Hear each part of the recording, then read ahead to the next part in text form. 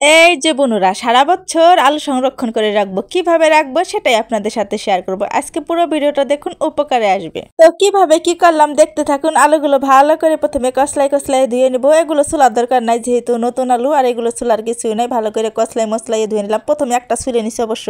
এখন আমি সবগুলো আলু ঝুরি করে কাটে নিব। ঝুরি করে কাটে তারপর সেদ্ধ করবো। দেখতে থাকুন, আমার বলার কিছু নাই। পুরো ভিডিওটা দেখতে থাকলেই বুঝতে পারবেন যে আমি কেমনে কি করলাম। আর এই আলুগুলো কিন্তু বাচ্চারা অনেক অনেক মজা করে খাবে, আর আমরা স্কুল জীবনে অনেক অনেক খাইছি। অনেক মজার এই আলু চিপসটা। আসলে আলু চিপস বানাবো আর সংরক্ষণ করে রাখবো যাতে সারা বছর খাইতে পারি। তাই কীভাবে কী করলাম সেটাই শেয়ার করলাম আপনাদের সাথে। দেখছেন কি সুন্দর করে ঝুরি করে কাইটে ধুয়ে নিলাম। আর এখন আমি সেদ্ধ দিয়ে দিব। তো আমি আলু সেদ্ধ বসিয়ে দিলাম। এখানে আগে আমি গরম পানি বসিয়ে রাখছিলাম। বেশি গরম দিব না, হালকা হালকা গরম পানি দিব, মানে বলক উঠবে না এরকম পানির ভিতর দিয়ে দিলাম। এভাবে দিলেই ভালো হবে, আলুগুলো ভাঙবে না। একটু লবণ দিলাম, পরিমাণ মতো সামান্য লবণ দিয়ে তারপরে কিছুক্ষণ একটু জ্বালিয়ে নিলাম। দেখছেন কেমন হয়ে গেছে। আর বলক উঠবে না কিন্তু, আগে বললাম বলক ওঠার আগে নামিয়ে ফেলবো। তো এখন আমি নামিয়ে ফেললাম। আর আমার আলুগুলো কিন্তু সুন্দর সিদ্ধ হয়েছে, মানে ভাঙবে না এরকম আকারে সিদ্ধ হয়েছে। সামান্য পরিমাণে একটু ভাপ দেওয়ার মতো আর কি নেওয়া হয়েছে।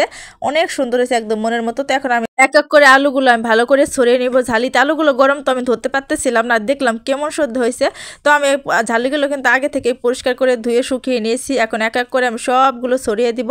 ছড়িয়ে তারপরে কিছুদিন রোদ্রে শুকিয়ে নেব। মাত্র 2-3 দিন হলেই হয়ে যাবে, যেহেতু এখন প্রচুর পরিমাণে রোদ্রের তাপ। আর আমার মনে হয় এমন কোনো বাচ্চা নাই যে চিপস পছন্দ করে না, মনে হয় খুঁজে পাওয়া মুশকিল।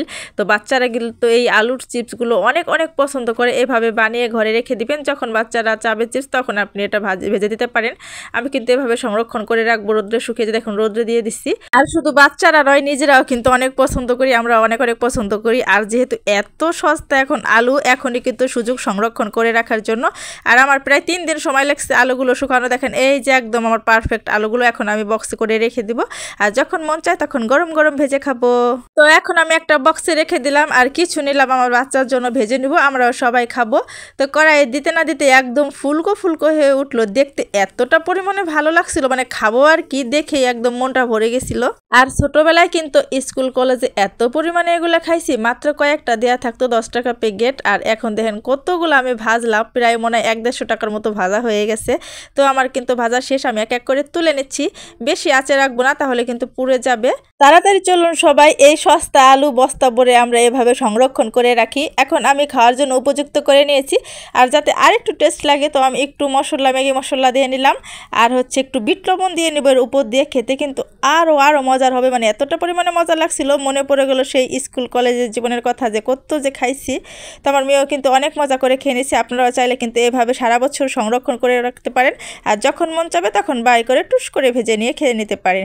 তো সবাই ভালো থাকবেন, আর ভিডিওটা ভালো লাগলে অবশ্যই লাইক কমেন্ট করে দিবেন। আল্লাহ হাফেজ।